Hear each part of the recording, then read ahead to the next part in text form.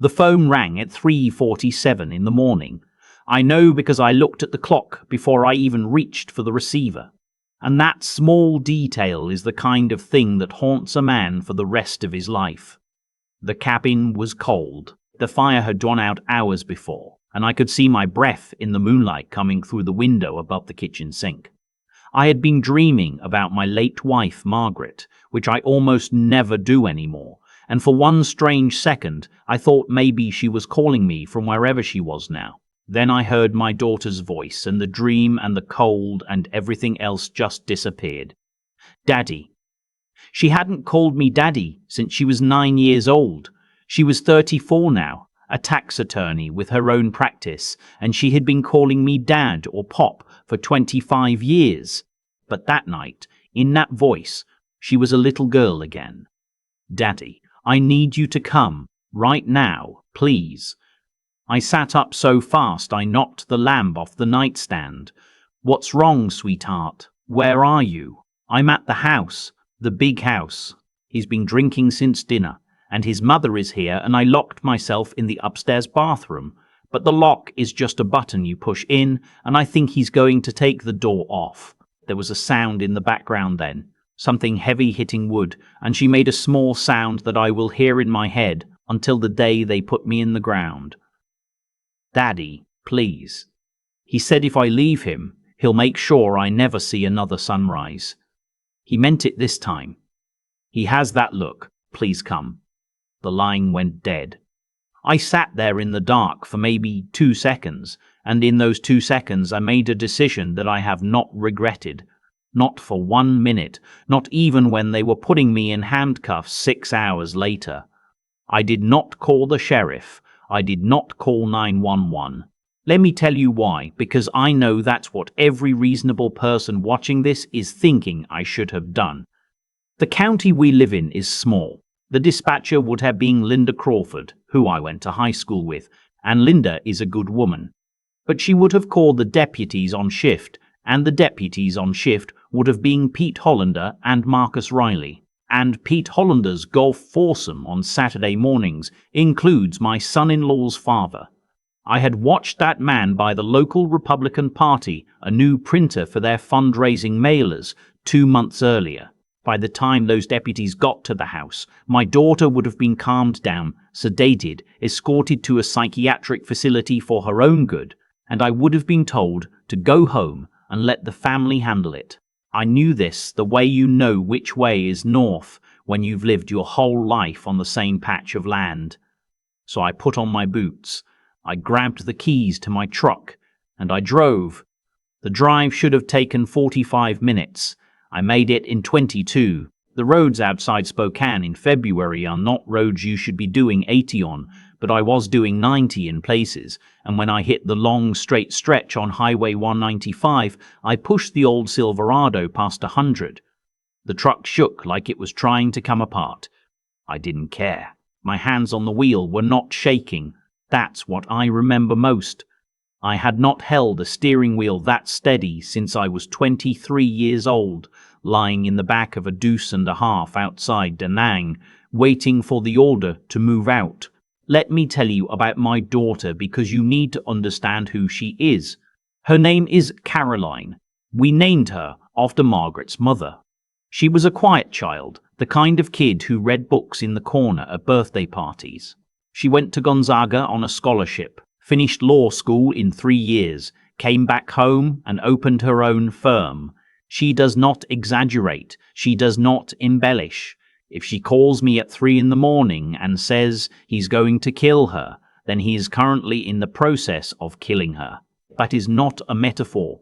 That is a tax attorney's report from the front lines.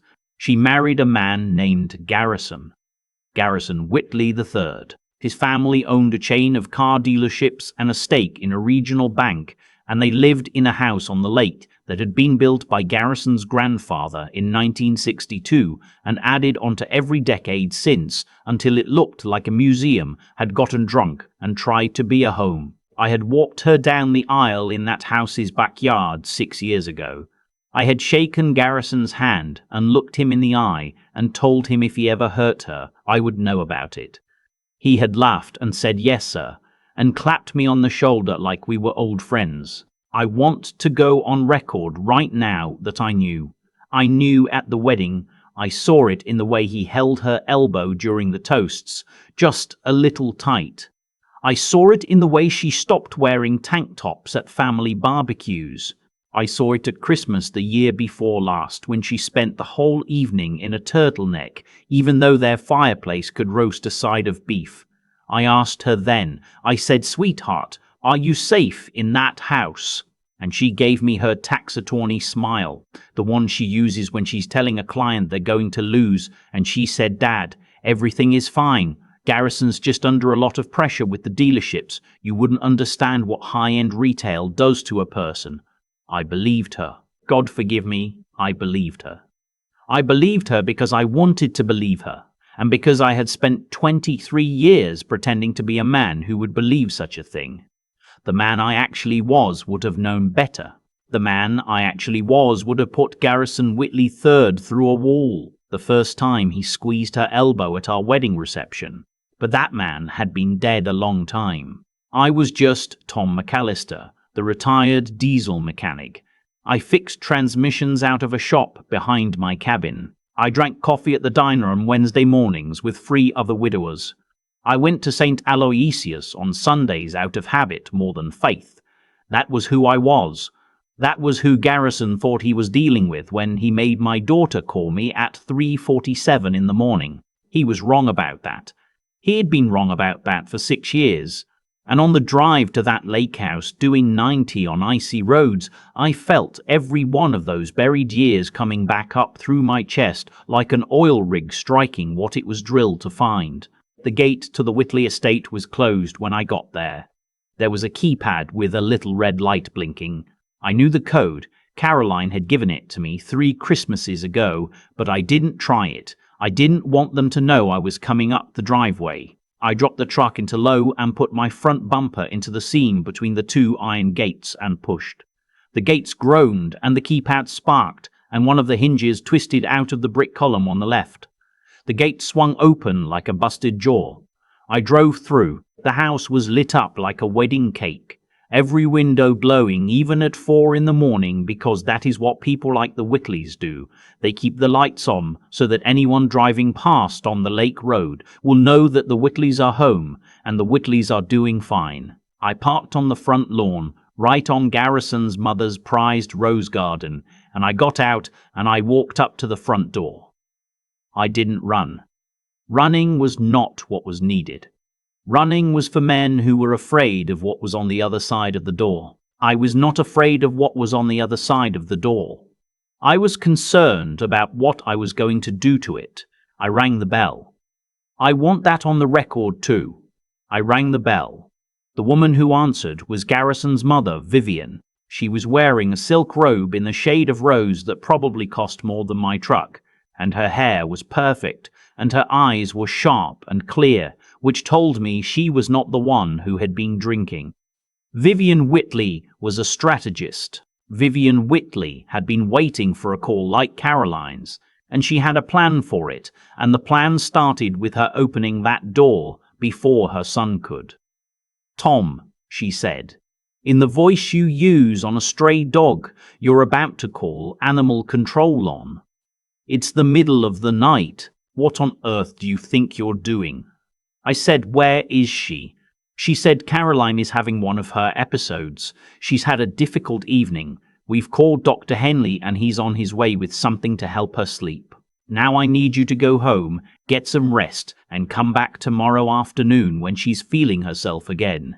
She did not move from the doorway. She had positioned herself dead center, blocking the entrance, with one hand on the frame and one hand on the door itself. She was a small woman, maybe 5'4", but she had decided she was a wall. I looked past her into the foyer. I could see a glass of bourbon sitting on the marble side table by the staircase, half empty, with a smudge of lipstick on the rim. So Vivian had been drinking after all, just enough to be brave, not enough to slow her down. I said, "Vivian, I am going to ask you one time, where is my daughter?" She said, "You will leave this property right now, or I will call the police, and we both know how that conversation will go, don't we, Tom? They'll come get you, and they'll put you in the back of a cruiser, and tomorrow morning the whole valley will be talking about how the McAllister man finally cracked. Now go home. I have been called many things in my life. I have been called a lot worse than the McAllister man, but there was something in the way she said it. The smug little turn of her mouth on the word McAllister. Like my last name was a stain she was identifying on a tablecloth, and I felt something go very quiet inside of me. The same kind of quiet I used to feel before things happened that I could never tell my wife about. The kind of quiet a man should be afraid of in himself. I said, "You have until I count to 2. 1. She said, "You would not dare."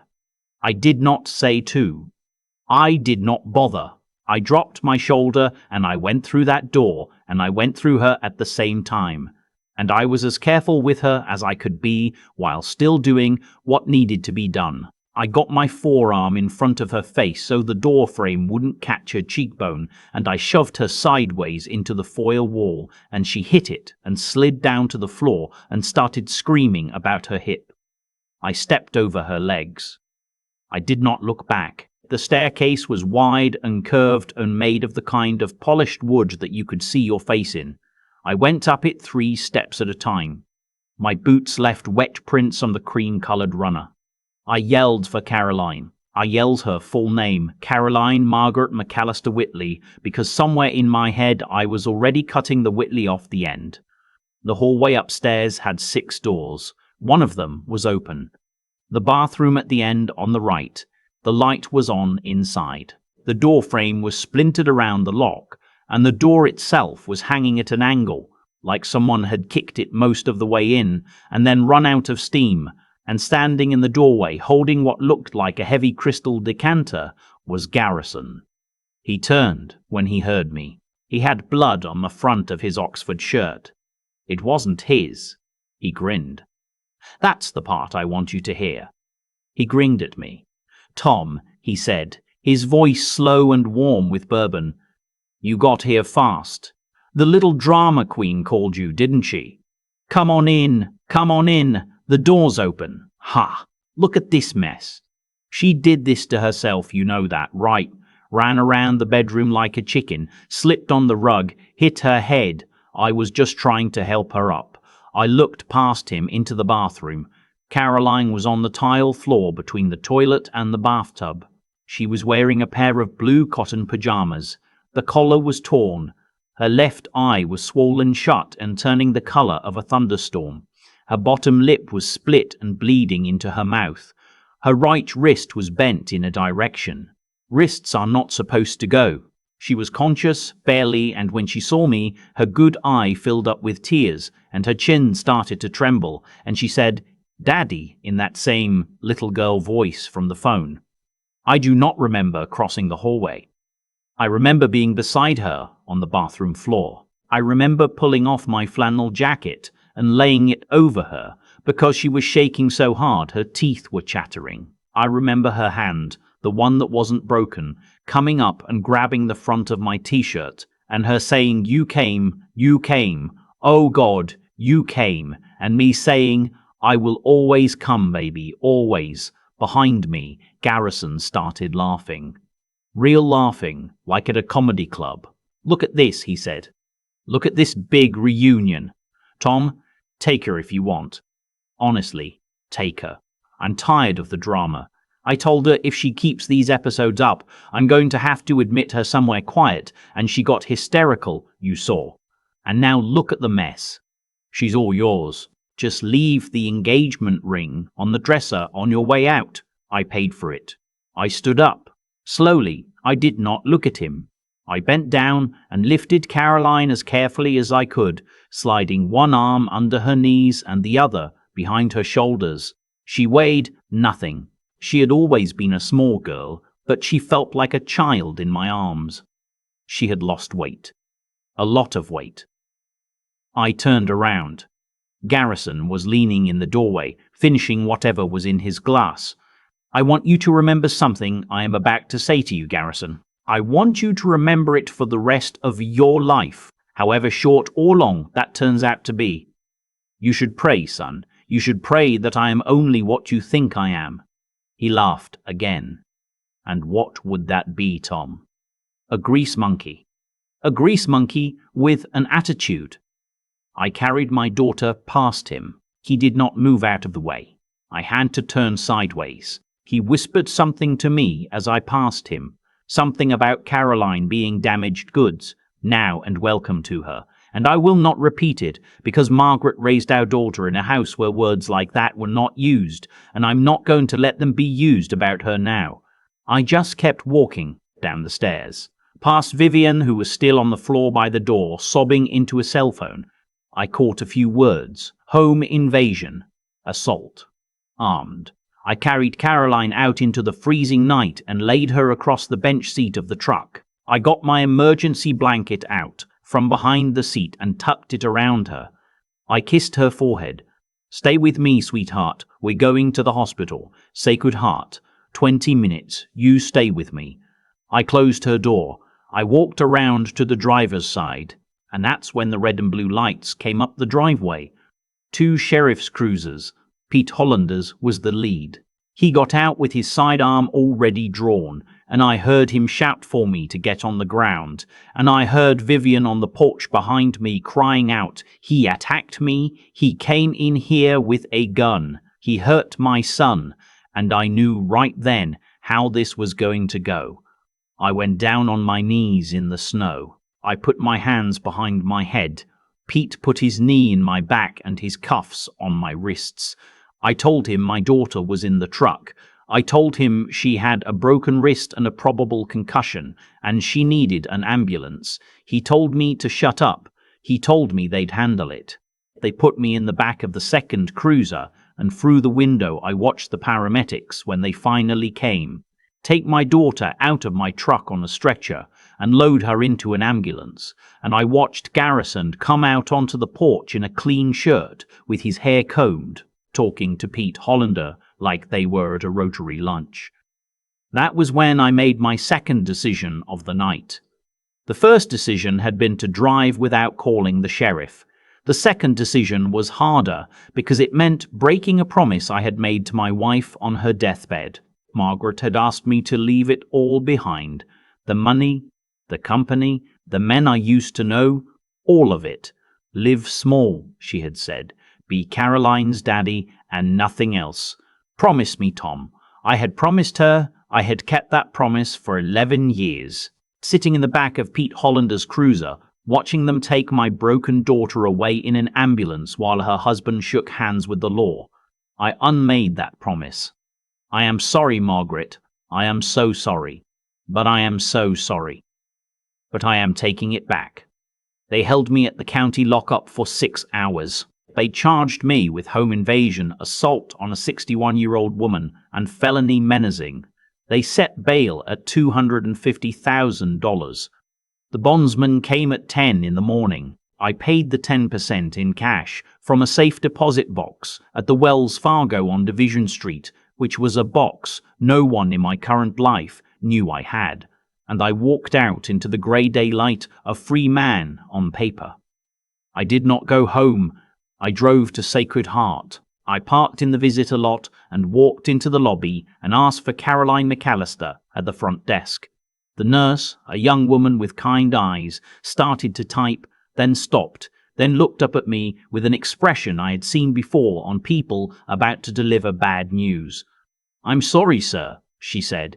"The patient's husband has filed paperwork. He's her medical proxy. He's listed you as a barred visitor. There's also a temporary restraining order. The deputy who served it left a copy at this desk for you. You are not allowed within 500 feet of Caroline Whitley, Garrison Whitley, or Vivian Whitley, effective last night at 11 p.m. She slid a folded yellow paper across the counter. I looked down the hallway. Through a set of double doors, I could see Garrison standing outside a hospital room, talking to a tall doctor, gesturing concerned, running his hand through his hair. The very picture of a worried husband. He looked up. He saw me. He smiled. Just a little. Just enough. I picked up the yellow paper. I folded it. I put it in my pocket. I walked back out to my truck. I sat there in the parking lot and I called a number I had not dialed since the spring of 2014. It was an Idaho area code. Joseph Coletti. He had been my chief operations officer for 18 years before I retired. He had also been my best friend, my best man at my second wedding, the man who stood beside Margaret's casket with me, and the only person on this earth other than Margaret who knew that Tom McAllister, the diesel mechanic, was also Thomas H. McAllister, the man who founded North Star Freight in 1979 with one Peterbilt and a lease on a warehouse in Cordialene, and built it into a company that, when I quietly transferred my majority stake into a trust the year after Margaret died, was valued at $1.3 billion. Joe answered on the second ring. He said, "Tom." I said, "Joe." He said, "It's about Caroline, isn't it?" I said, "How did you know?" He said, "Because nothing else in this world would make you call me." "What do you need?" I told him. It took 22 minutes. By the time I was done, Joe was at his desk in Coeur d'Alene with 3 computers open and his lawyer on hold on the other line. I said, "I want to know everything about the Whitley family. I want their bank accounts. I want their loan documents. I want to know who they owe and who they're afraid of. I want a forensic accountant looking at the dealerships and the bank by the end of the day." Joe said, "Done." I said, "I want to know who holds the note on that lake house, who their mortgage is with. I want to know the payoff balance, and I want to know how badly that bank wants to be rid of it." Joe said, "Done." I said, "And Joe, I want you to look into Garrison personally. Credit cards, online accounts. There is something rotten in that boy beyond what he did to my girl last night. Find it." Joe said, "Tom, listen to me. If we do this, all of it, the way you're describing, you cannot be Tom McAllister the mechanic anymore. The minute we start moving money in volume, the financial press is going to notice. The board is going to notice. You will be on the front page of the Spokesman Review by Sunday." I said, "Let them put me on the front page. The man Garrison Whitley thinks I am is dead. He died in that bathroom this morning when I saw what he did to my baby. The man calling you now is the man who built the company, and that man does not lose. Get me my daughter back, Joe." Joe was quiet for a moment. Then he said, "Welcome back, boss. I want you to picture for a moment what the next 48 hours looked like from the outside. To anyone in the valley who knew me, I disappeared. The diner regulars wondered where Tom was on Wednesday morning. The Sunday usher at St. Maint, Aloysius, noticed my pew was empty. My truck sat in my driveway. To anyone who knew Garrison Whitley, however, things looked just fine. He gave a tearful interview to the local paper about his wife's mental health crisis and her father's violent intrusion. The dealerships kept selling cars. The lake house kept its lights on. But in offices in Coeur d'Alene and Seattle and Phoenix, something was happening. A shell company called Cascade Holdings, registered in Delaware, made an offer to a small bank in Spokane Valley to purchase the entire mortgage on the Whitley Lake House, which was, it turned out, in default. The bank, which had been quietly trying to get rid of that loan for 6 months, accepted within the hour. Another shell, Stevens Ridge Capital, contacted 3 former investors in Garrison Whitley's side venture, a luxury RV financing operation that he had been running on the back end of his father's dealerships, and offered to buy out their positions at 20 cents on the dollar. 2 of them took the deal that same afternoon. They had been trying for months to get out because the returns Garrison had been promising them were not real, and they suspected they were being used as cover for something nastier. Joe found that something nastier on the second day. Garrison Whitley had been laundering money for a Vancouver-based outfit through his RV operation, $600,000 over 2 years. There was a paper trail. A messy, drunken paper trail. A paper trail that, if it landed on the right desk at the FBI, would put Garrison in a federal facility for the better part of his 30s. I had Joe make a copy. We did not send it to the FBI. Not yet. I wanted that envelope in my own hand, for reasons I will get to. On the third day, I went to the hospital. Not as Tom McAllister. Caroline had been moved out of acute care to a rehabilitation wing, and Garrison had hired a private security guard to sit outside her door. The guard was a kid in his 20s, working for a national outfit that, as it happened, had been acquired the year before by another company in which I, through Stevens Ridge, held a controlling interest. I had Joe put through a transfer order. The kid got reassigned to Boise that morning. His replacement was a man named Ray Donovan, who had served 2 tours with me in 1969 and 1970 and had been on my personal payroll, off the books, for 30 years.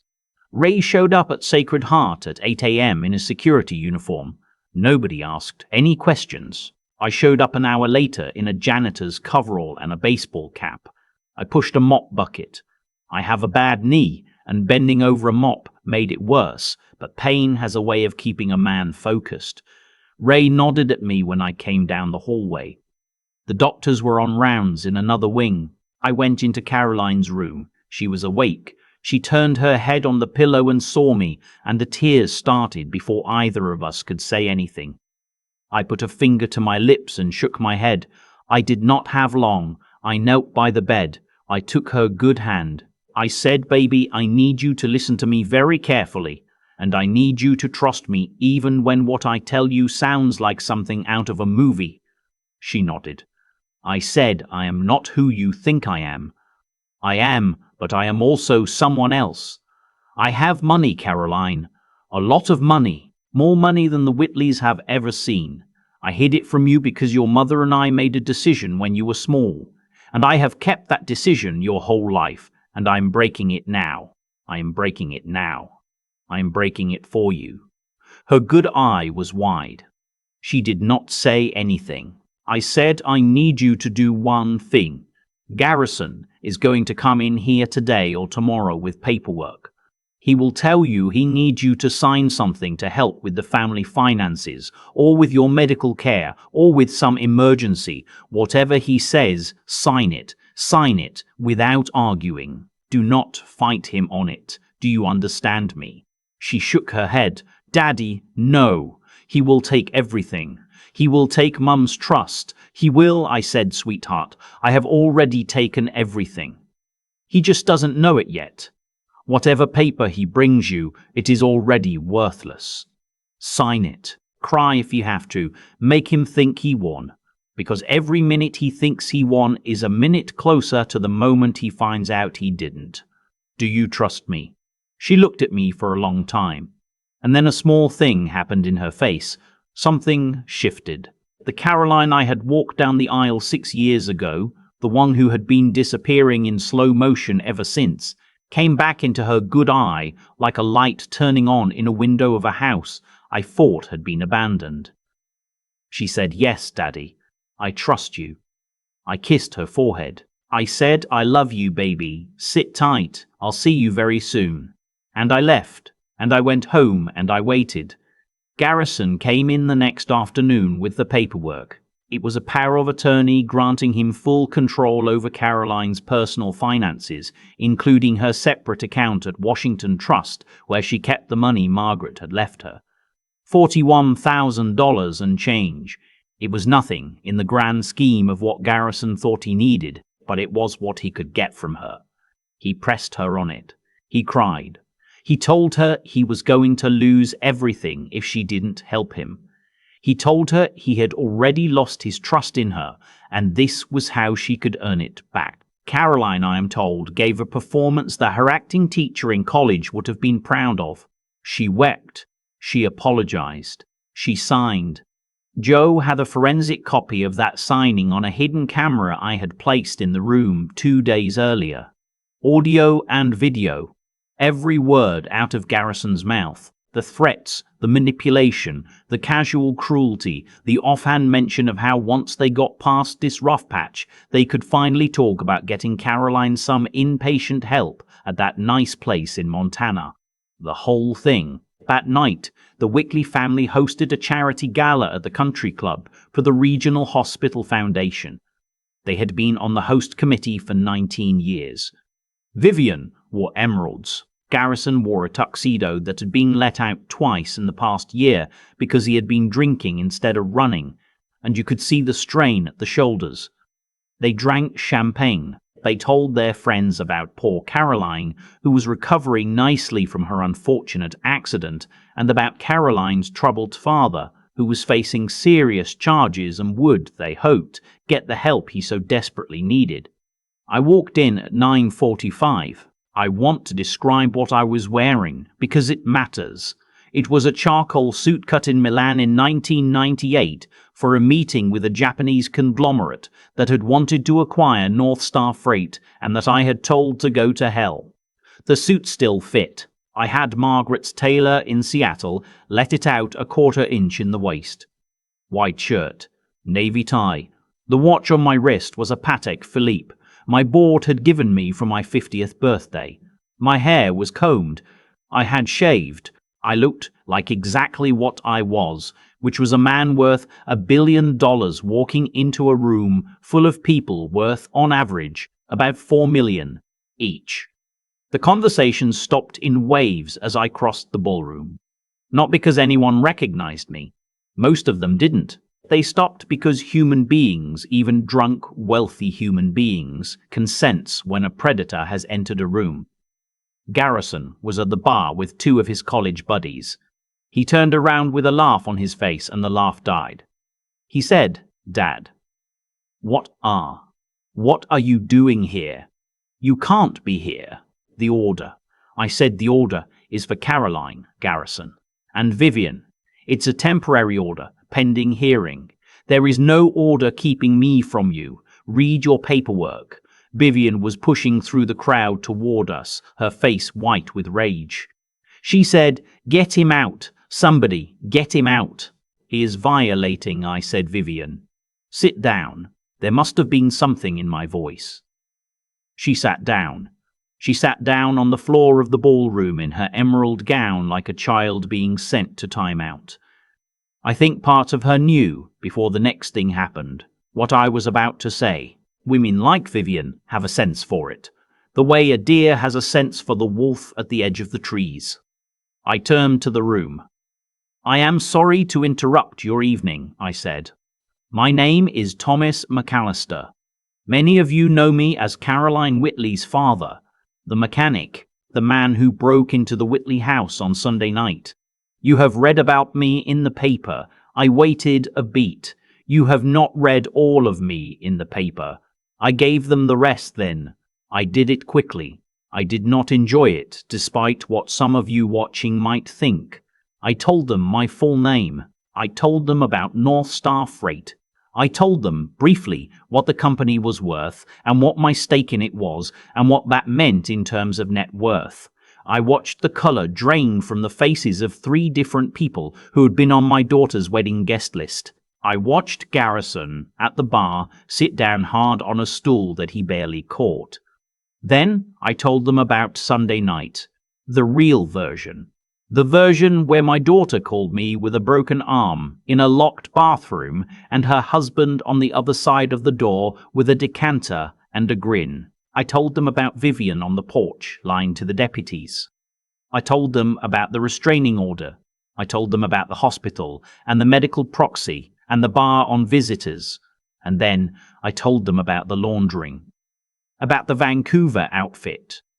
About the $600,000. I had Joe, in the back of the room, hand a manila envelope to a man at a corner table. That man was a special agent named Frank Doolittle, FBI Spokane field office, who had been a friend of mine for 26 years and who had been waiting for that envelope for 2 days. Frank stood up. He nodded to me. He walked out of the ballroom with his phone already at his ear. I said, "Garrison." I had purchased Cascade Holdings. I had purchased Stevens Ridge. I now own the mortgage on your mother's house. I now own the loans on your dealerships. I now own the toxic debt your RV operation has been hemorrhaging for 2 years. As of 72 hours ago, you and your mother do not own anything. You are guests in your own life, and the host has just walked in to ask you to leave." Vivian started screaming. I am told by people who were there that it was an animal sound, the kind of sound that is hard to hear without flinching. Garrison stood up at the bar and tried to walk toward me, and his knees buckled, and he sat down hard on the floor of the country club, and he started to cry. I said, "I am leaving now. I would suggest, Garrison, that you not go home tonight. There are people on their way to your home tonight who would like to speak with you about a number of things, and I do not think you want to be there for that conversation. I would also suggest, Vivian, that you make some calls in the morning about a place to stay. The property is no longer yours. Your personal effects will be boxed by a moving company on Friday and delivered to whatever address you provide. Anything not collected within 30 days will be donated to the Salvation Army. Have a good evening." I walked out. The room stayed silent until the doors closed behind me. Garrison was arrested at 3 a.m. that night at a Motel 6 off Interstate 90, where he was attempting to figure out whether his credit cards still worked. They did not. Joe had seen to that. The federal charges came down on Wednesday. He took a plea in March. He got 8 years, of which he will serve about 5.5. He has, last I checked, not asked Caroline for visitation. Caroline has, last I checked, not offered. Vivian Whitley moved into a one-bedroom apartment in a 55 and up complex on the south side. Her sister had to co-sign the lease. The lake house went on the market in April. I let it sit for a month, and then I bought it back through a different shell, and I had it torn down to the foundation, and the foundation taken out, and the lot returned to grass. Caroline asked me not to. She said leaving it standing as a monument was more powerful than tearing it down. I told her that I respected her opinion. But on this one, her old man was going to do what his gut told him, and her gut, when she was honest about it, said the same thing as mine. Caroline lives with me at the cabin now while she recovers. Her wrist healed wrong and had to be rebroken and reset. She is in physical therapy 3 days a week. She has started to laugh again, in small amounts, in the evenings, when we watch the old westerns Margaret used to roll her eyes at. She talks about her mother more than she has in years. She is taking the bar in 2 new states because she wants to expand her practice, and last week she told me she's thinking about taking on pro bono cases for women coming out of situations like hers. I told her I would fund a foundation for it. She said she'd think about it. She is her mother's daughter. She will not take what she has not earned. I want to say one thing before I go. To anyone watching this who has felt what Caroline felt, the small, slow disappearing of yourself inside a house that is supposed to be your home, there is someone who will come for you. You may not know who that someone is yet. Maybe it is a parent. Maybe it is a sibling, a friend, a co-worker who has been watching you the way I should have watched Caroline. But there is a someone. Find them. Tell them. Use the words. The words are how the rescue starts. My Caroline used 5 words on a phone at 3:47 in the morning, and those 5 words moved a mountain that had been sitting on her chest for 6 years. And to anyone watching who is the someone for somebody else, who has been seeing the turtleneck at the Christmas dinner, who has been noticing the elbow grip at the wedding toast, I will say this. Do not believe her when she says everything is fine. Do not believe him when he says he's just under pressure. Trust your eyes. Trust your gut. Be the man or the woman who is willing to break the door, drive on the ice, take the handcuffs, lose the bond money, all of it.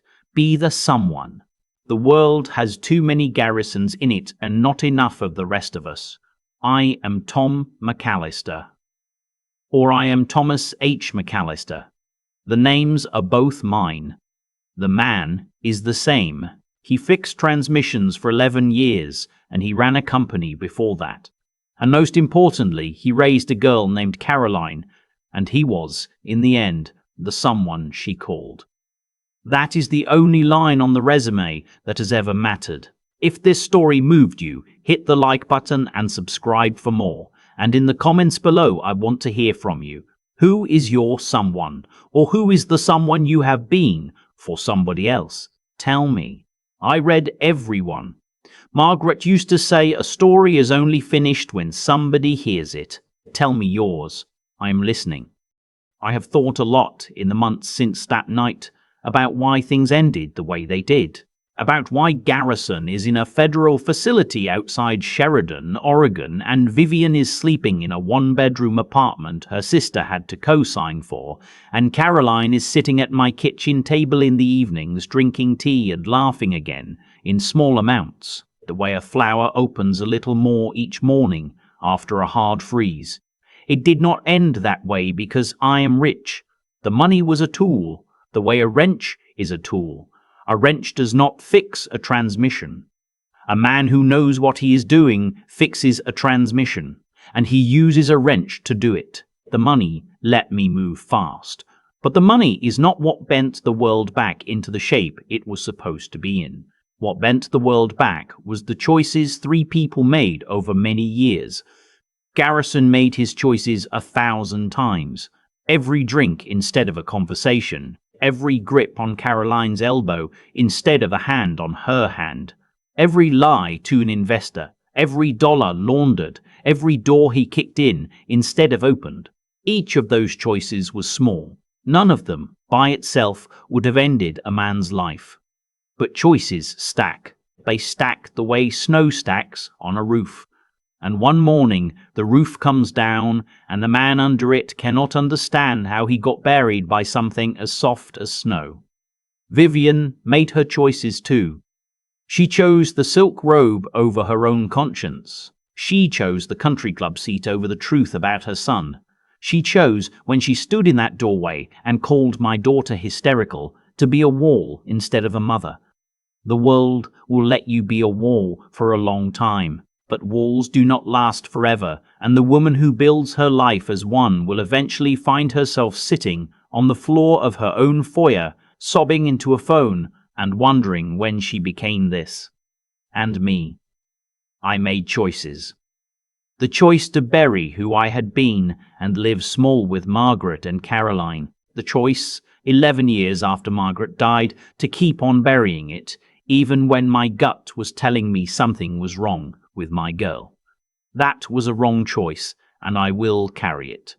But I also made the choice at 3:47 in the morning to drive, and the choice in the back of Pete Hollander's cruiser to dig up what I had buried and use it for what it was always for, which was protecting the people I loved. That is what I want a young person watching this to take with you. Strength is not muscle, and it is not a bank account.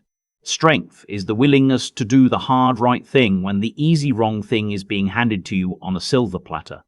Brains are not a diploma. Brains are the patience to let a man think he is winning long enough for you to take him apart at the joints.